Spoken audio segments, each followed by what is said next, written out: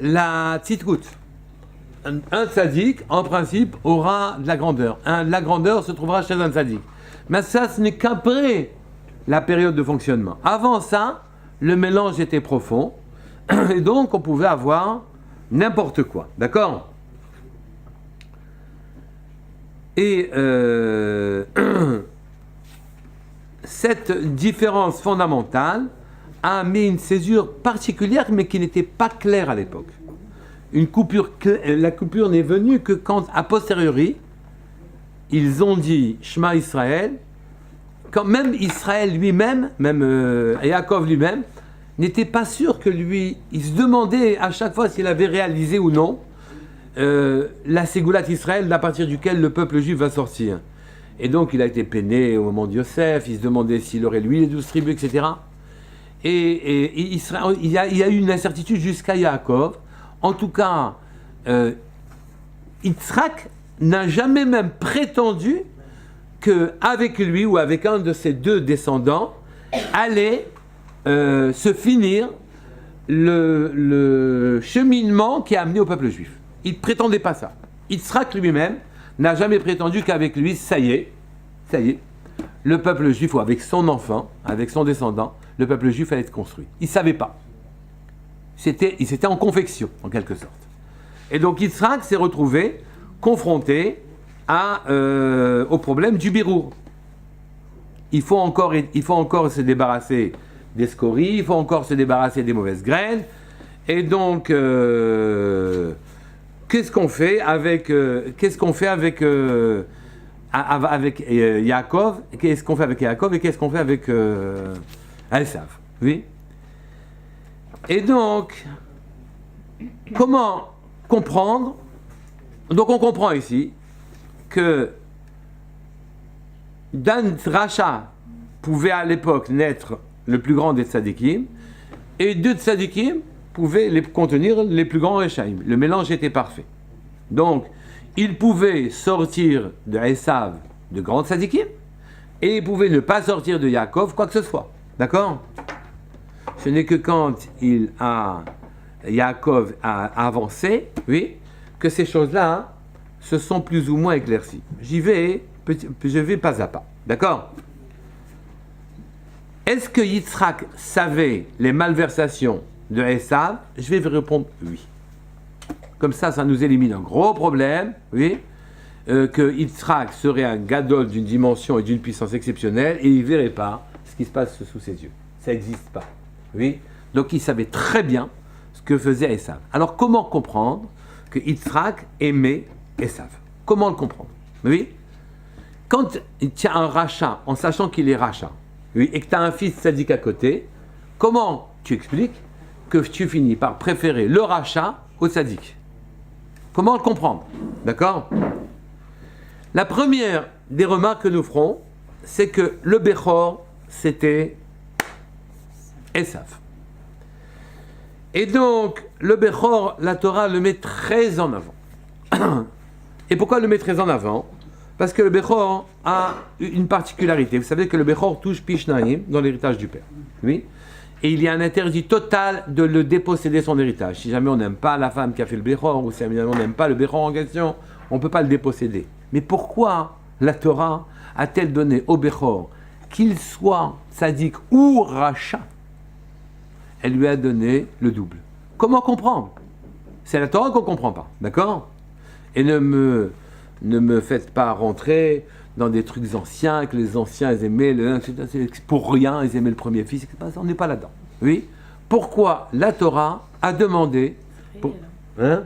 C'est réel. Quoi? Pourtant, c'est réel. Mais justement, la réalité et la vérité, oui, ça montre qu'elle a des racines un peu plus profondes que les bêtises superficielles qu'on raconte sur les prophètes. Donc il y a quelque chose de vrai dedans. Il faut voir quoi. Après, on remplit ses obligations et son cahier des charges, on ne les remplit pas. C'est autre chose. Oui? Après, on remplit pas. Mais il y a une qualité chez le Bechor que les autres n'ont pas. Claire? Une qualité? Qualité que les autres n'ont pas. Oui.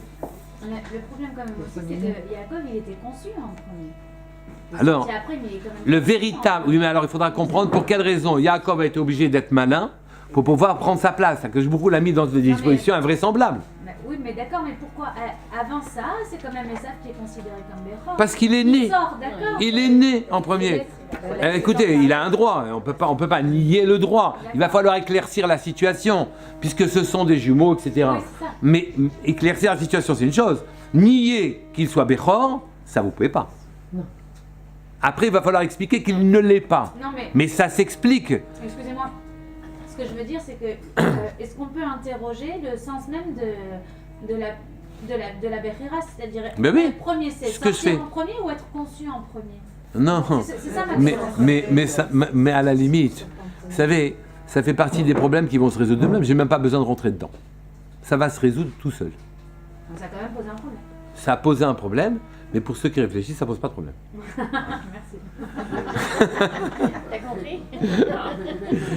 Non, je vous attaque pas, au contraire. Non, mais très bien. Oui. Mais la question de la conception, c'est une vraie question qui se pose. Oui, non, mais excusez-moi, vous allez avoir tous les avocats maintenant. Il n'y a pas de problème. Oui. Vous savez quoi? Vous avez raison. D'accord?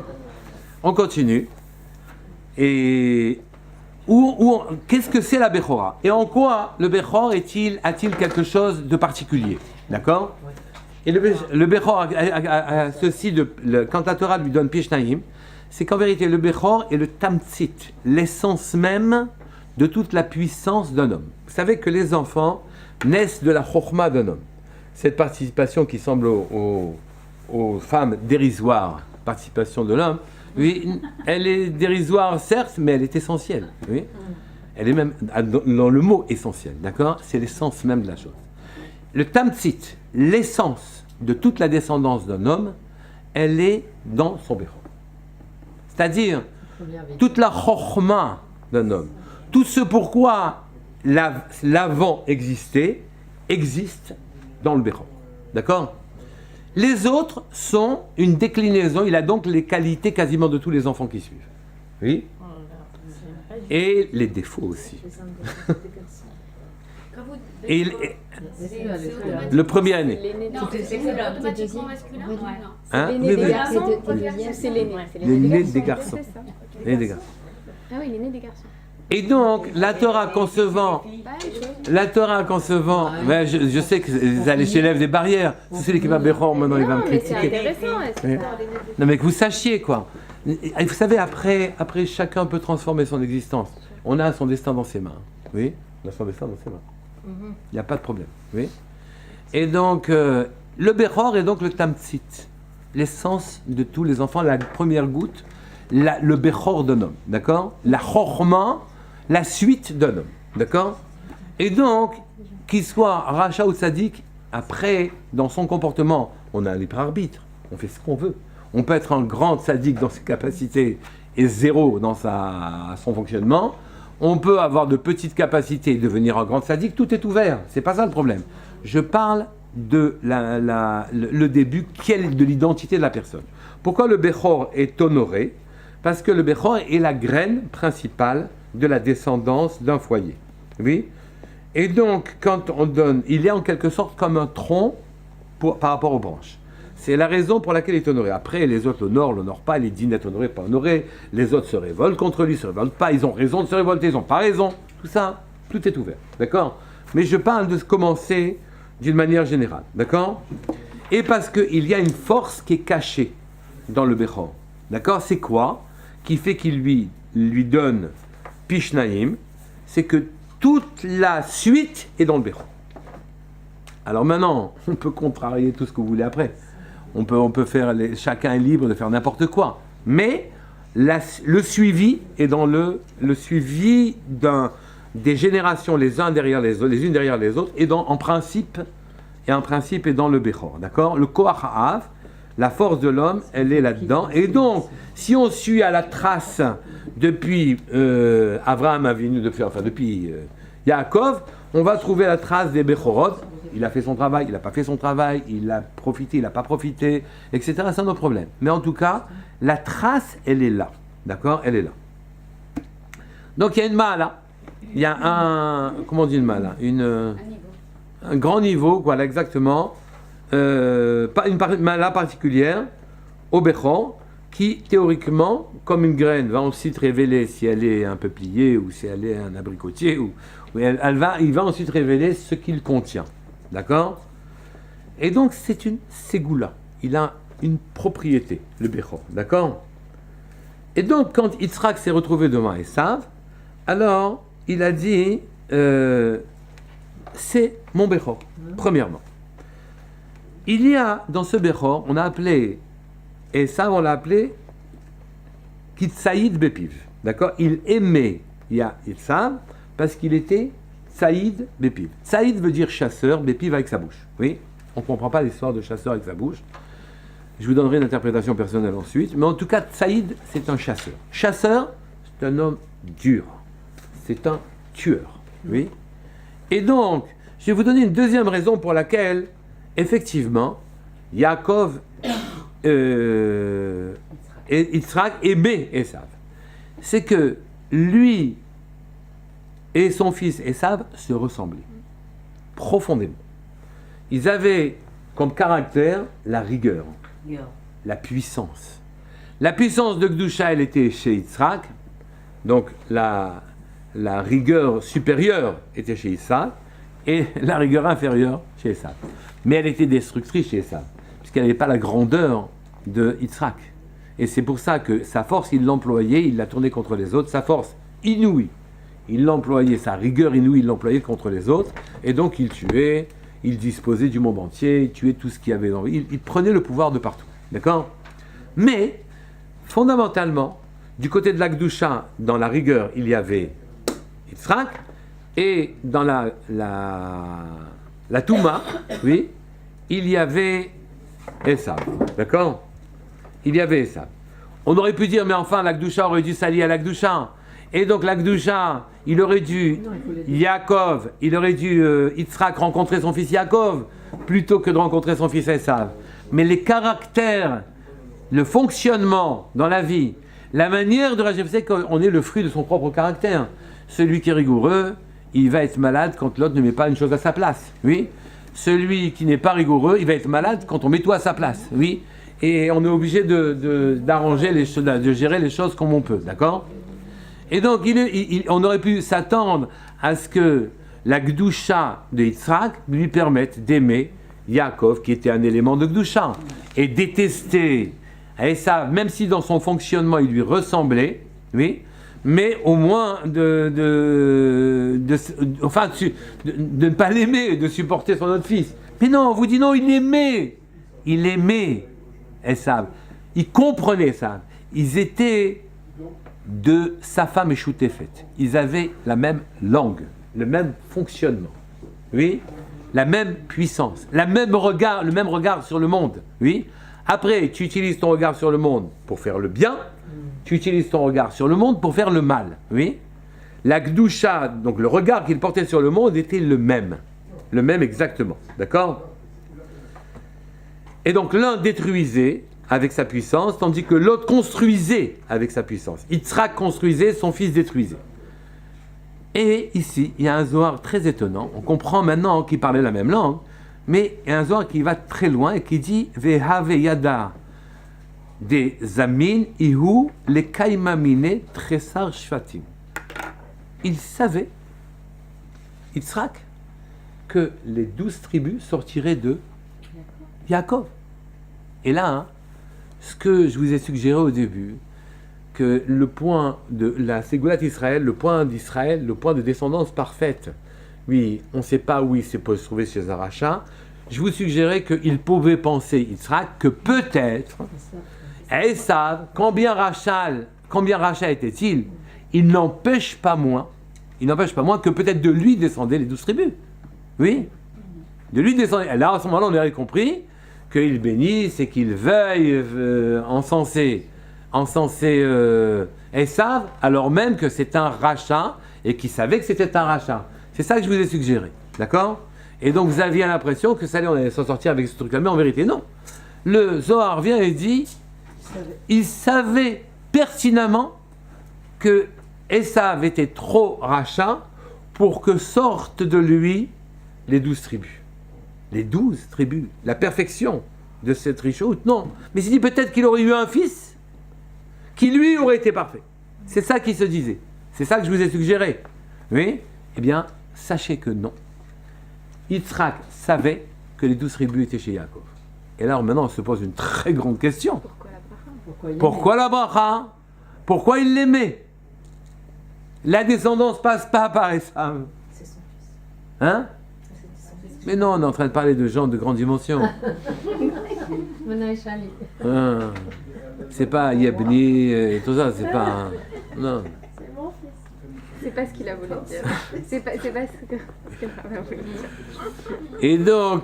Et donc ici, pourquoi on comprend encore moins maintenant? Qu'est-ce qui faisait? À la finale, je vais répondre pourquoi il aimait, hein, au fond. Mais on attend que ça. Surtout si vous avez dit pourquoi il l'aimait au passé. Ah oui, oui. Ouais. Et alors que Elle l'aimait. Rivka aimait Yaakov. Oui, j'ai pas répondu encore pourquoi. J'ai pas répondu non plus à la question. Oui, attends. Oui, il y a des questions en suspens. On tient le fil, là. Je vois, oui. Et donc, en tout cas, ici, ça se complique, parce qu'il savait maintenant, d'après le Zohar, que la descendance passait par Yaakov. Et bien non, il continuait d'aimer Esav, et il continuait de le comprendre à lui. Il voulait même lui donner la bracha. Et donc, l'interrogation reste entière. Donc, ici se cachent des choses intéressantes. Oui? Et je ne vous ferai pas l'affront de m'arrêter là. Ah non. Et donc ici, on voit que il faut se demander pour quelle raison en sachant que c'était un rachat, en sachant que la Négouta d'Israël, la confection du point d'Israël ne pouvait pas passer par Esav, même par un fils de Esav, qui aurait été tzaddik et qui lui aurait eu les 12 tribus, que le point d'Israël, etc. Donc, c'est vrai qu'ils étaient tous en train de se demander, mais chez qui va atterrir cette Nekuda, d'accord? Eh bien, il savait que Yaakov, c'était lui qui donnerait naissance aux 12 tribus. Il savait, Israël, il savait tout. Et donc, comment comprendre que Yitzhak en était là? Oui? Et comment comprendre son amour pour des personnes de cette dimension-là?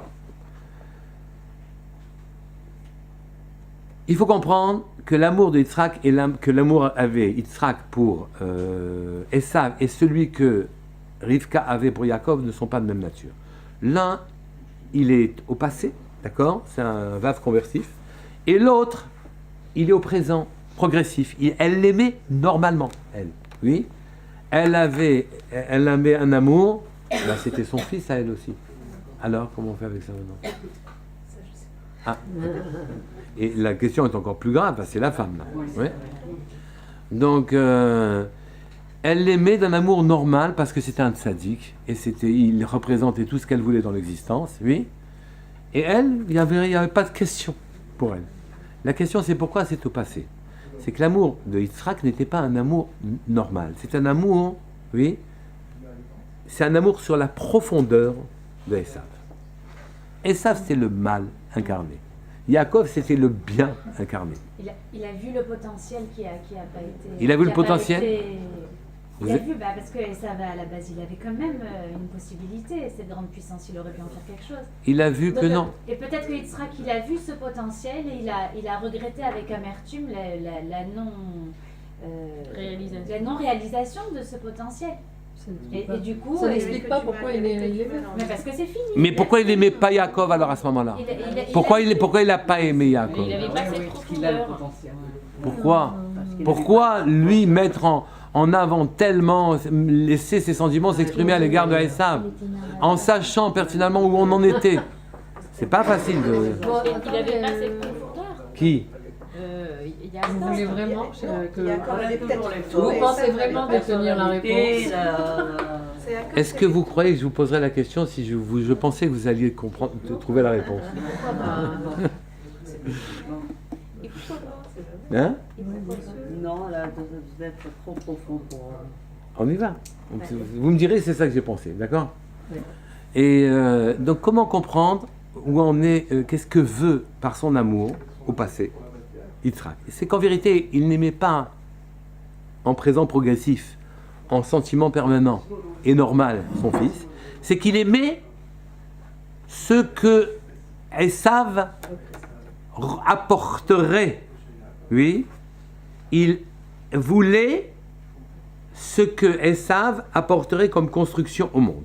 Oui, il savait qu'Esav contribuait largement avec le tikkun ha'olam, avec la réparation du monde. D'accord? Et quels que soient les actes déplorables dans lesquels qu'il s'était permis, en vérité, il a mené une construction. Je m'explique. À partir du moment où on a la Ségoulat Israël, on est indestructible. Je dis bien indestructible. Oui. Et quel que soit le mal que peuvent nous perpétrer, nous envoyer les goyim, ça change strictement rien. On sera là, on a été là, on est là et on sera là jusqu'au dernier moment. Une petite question. Est-ce que la Ségoula Israël, c'est le Tselem Elohim? Oui. Et donc ici, quel que soit le mal qui est en face de nous, nous sommes un diamant noir, puissant et définitif. Après, il s'exprime mal, il s'exprime pas, etc. Mais le Israël est indestructible.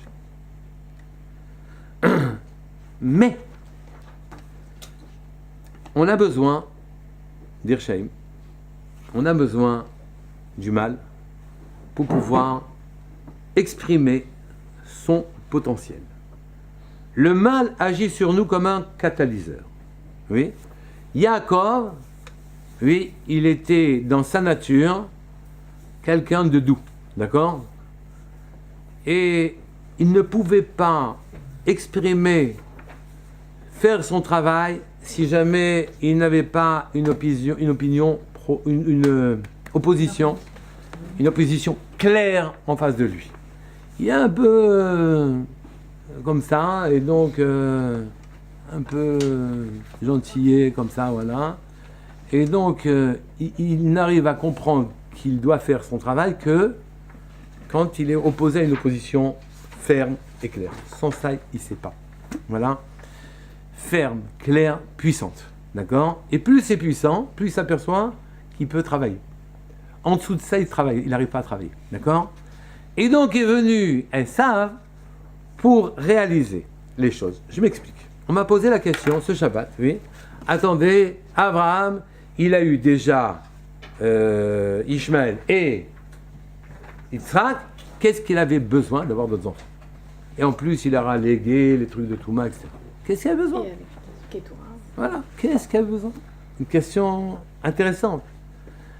Et après le Maharal, après ce qu'on dit maintenant, la réponse, elle est évidente. Abraham a créé le décor comme il a créé la souche. La souche ne peut pas se développer sans le décor. S'il n'y a pas de terre, vous ne pouvez pas faire pousser un arbre. Vous comprenez ce que je veux dire? Il y a une graine, elle est là. La graine, elle ne sait même pas qui elle est.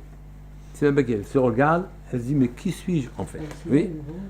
Et donc, il faut le décor dans lequel on se développe. Et donc, Abraham a créé tout. Le monde entier, il a créé. Il a créé la souche qui permettra la Ségoulat Israël, et de l'autre côté, il a créé Ishmaël, et il a créé le décor de manière générale. Tout a été créé par Abraham et par Yitzhak. Et donc, ça y est, les acteurs sont là. Pas seulement le monde, il va pouvoir travailler, mais tous les acteurs sont en piste. Oui, ça y est, on va pouvoir arriver à faire le monde tel que Akadosh Baruch Hu le veut. Oui, tel que Akadosh Baruch Hu le veut. Et donc ici, Esav était le pendant de Yaakov qui permettait de se réaliser.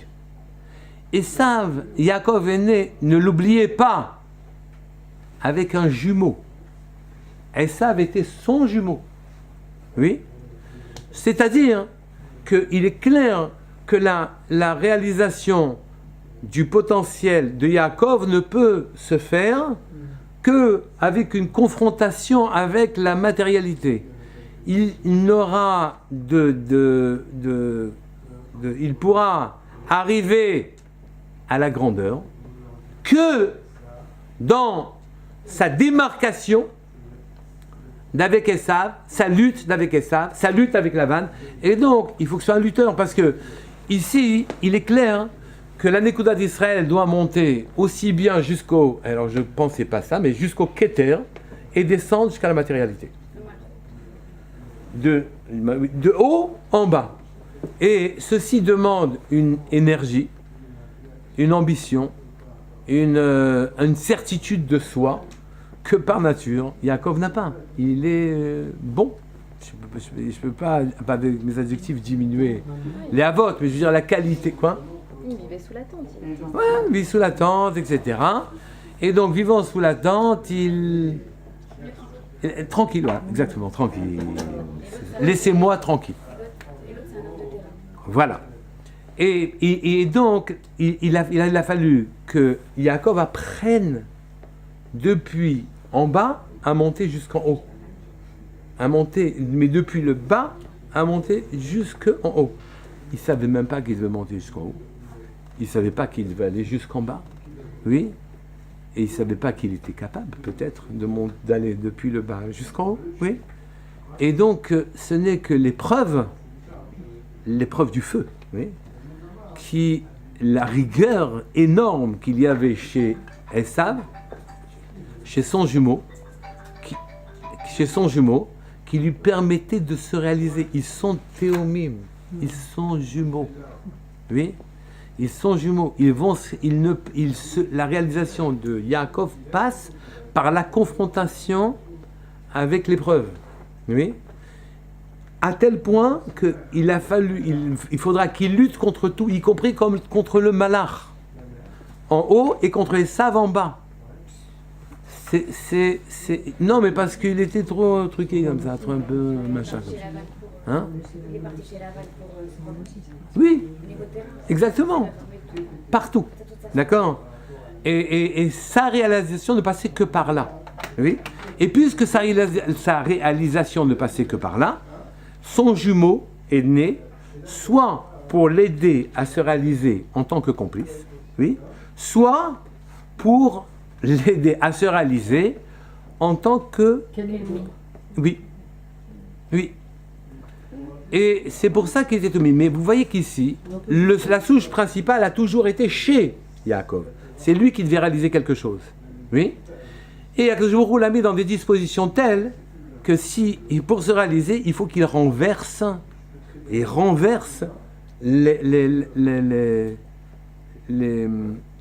qui est la réalité pour trouver la vérité. Il faut on le met dans des circonstances dans lesquelles il est obligé de prendre la Bechoa à son frère, il est obligé de prendre la Bracha à son frère, et finalement de devoir affronter de devoir affronter des apparences qui lui sont complètement contradictoires. Oui, mais tu fais ton travail. Tu dois faire ton travail. Oui. Mais on le met dans des circonstances telles qu'il ne peut pas s'en sortir s'il ne fait pas ça. Oui. Ça, il comprend. Ça, il comprend pas. C'est comme ça. Oui. J'ai juste une question. Vous aviez dit, je crois, sur le cours des fêtes de Tishri.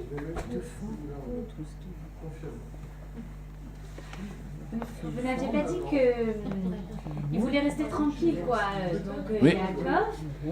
Après, il a été se confronter à Lavan, il a essayé d'aller démontrer, etc. Et qu'on lui a reproché ça, le moment où il a voulu savoir. Vous vous souvenez, cette bien problématique sûr. Qu'on lui a reproché d'aller vouloir savoir. Mais c'est pas sa dire, nature. C'est calme, pas sa nature. Et le problème, c'est qu'on est des funambules. Oui. Et Yaakov, c'est un funambule. Oui.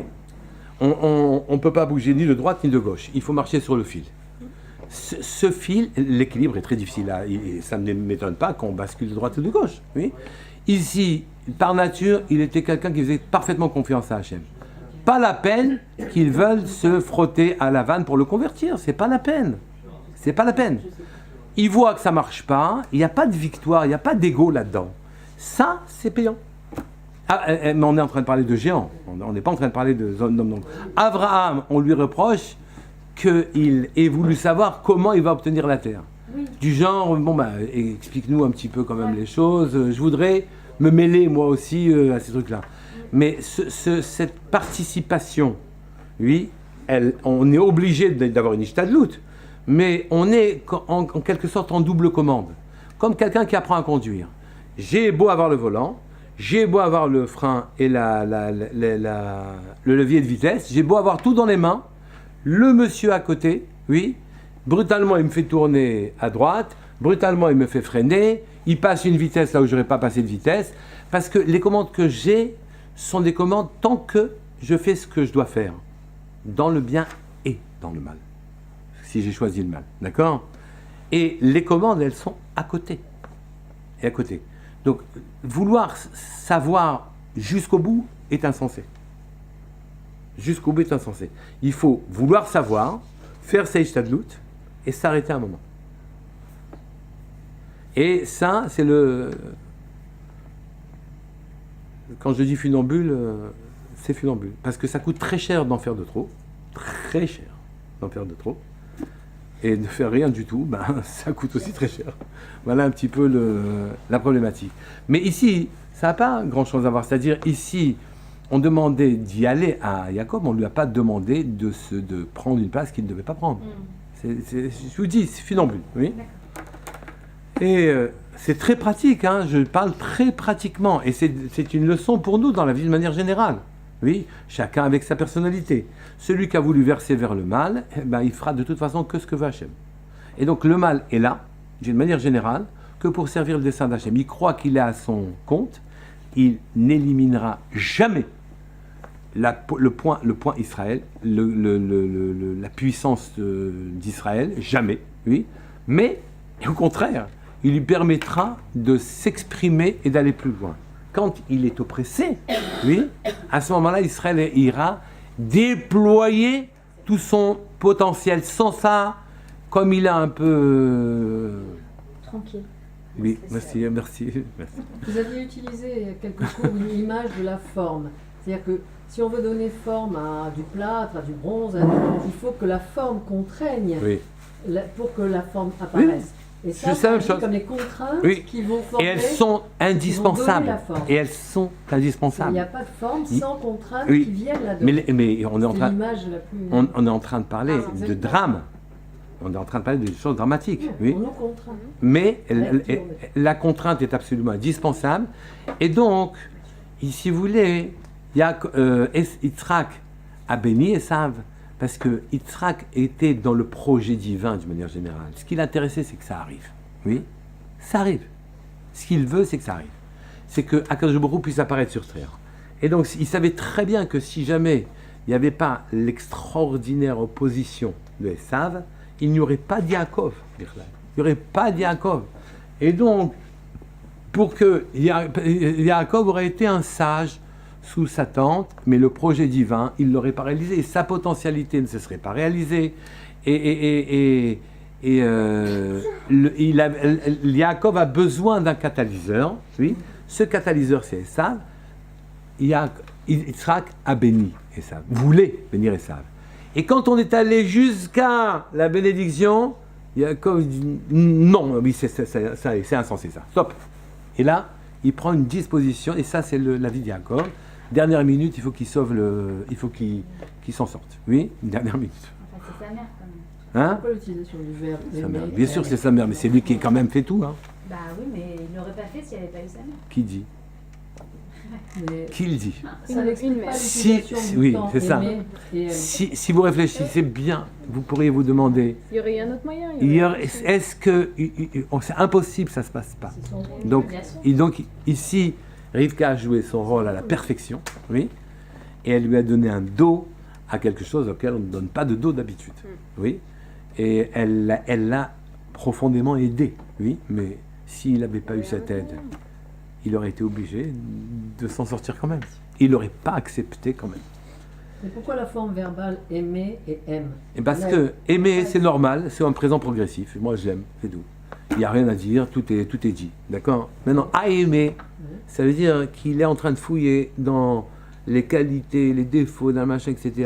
Il dit, ah, ça, c'est bien. Ça, c'est bien. Ça, je l'ai aimé. Ça, j'ai aimé, ça. Même en français, ça marche.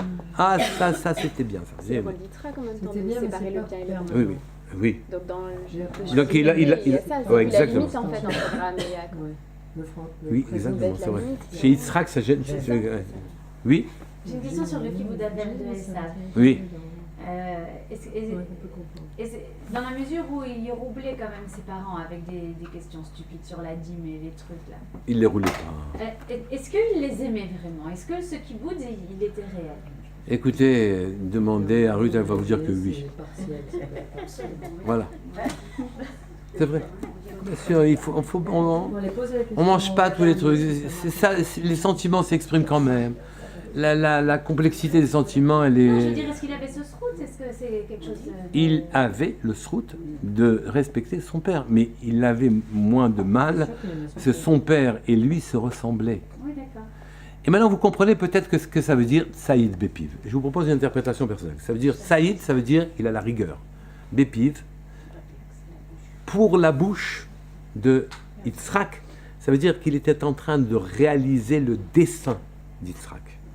Il répondait en étant rachat à l'ordonnancement auquel voulait aboutir Yitzhak. Oui. Et donc, Saïd Bépiv, c'est le contraire de ce qu'on dit dans le pshat. Saïd Bépiv, dans le pshat, c'est il le trompait, en lui faisant croire qu'il était un tzaddik, etc. Nous, dans notre pshat, à nous, il ne le trompe pas du tout. Yitzhak sait très bien qui est Esav. Mais ici, il regarde ici le rôle que le mal doit jouer dans le monde, et il dit c'est bien. Vous savez, quand des gens bénissent l'armée, oui, quand des gens bénissent, et c'est vrai que l'armée est bien, mais est pas bien, et bien et pas bien, on ne sait plus où on en est, quoi, oui. Et elle est dangereuse, et on bénit l'armée, on envoie des enfants dans des pensionnats, ça lui fera du bien, oui, ça lui fera pas de mal. Vous connaissez, ça ne fera pas de mal. Le type, il va souffrir pas mal tout le temps, pendant 4 ou 5 ans, on dit ça ne fera pas de mal.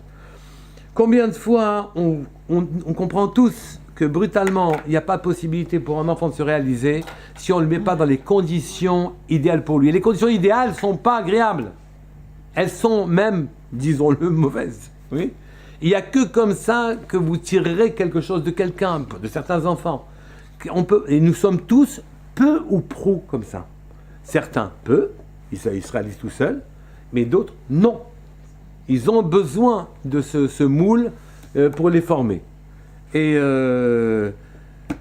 les rois qui ont informé leurs descendants pour des tâches invraisemblables, ils sont parfois obligés de mettre les princes dans des situations extrêmes, oui, qui leur permettront demain d'exercer leur magistère. Sans ça, ce n'est pas possible. Oui, ils les envoient dans des situations invraisemblables. Il vit, il meurt. Mais en attendant, il faut qu'ils le fassent. Oui. Et donc, ici, vous voyez qu'on n'est pas... La Yitzhak, sa bracha, sa volonté de le bénir, son amour répondait à un amour supérieur, pas un amour au présent progressif. Un amour profond de qui va jouer quel rôle. Oui. Bon, j'admets, c'est un rachat désormais. J'admets, mais il a un rôle à jouer. Mais au contraire, je vois au contraire que Yaakov, je ne veux pas dire des adjectifs qui ne sont pas bien, il est trop tranquille, quoi. Oui. Oui, il est trop tranquille. Il va rien faire. Il va rien faire, c'est pas possible. Oui, c'est pas possible. Et il bénit Esav pour que chacun prenne sa place, son jumeau, pour que chacun prenne sa place. Voilà comment on peut comprendre. Oui, pourquoi, alors que c'était le véritable aîné, il fallait à tout prix qu'il reprenne sa place d'aîné. On lui a enlevé la place d'aîné pour qu'il la regagne, puisqu'il était trop calme, d'accord ? Et donc, on lui enlève sa place, on l'agresse, on le met dans des dispositions difficiles pour que, à ce moment-là, il se déploie. Et d'une manière générale, tous les Yaakov et tout ça, ils ont toujours des oppositions en face de eux, par nature. Oui. J'ai beaucoup de petites questions. Oui. Ça vous dérange pas?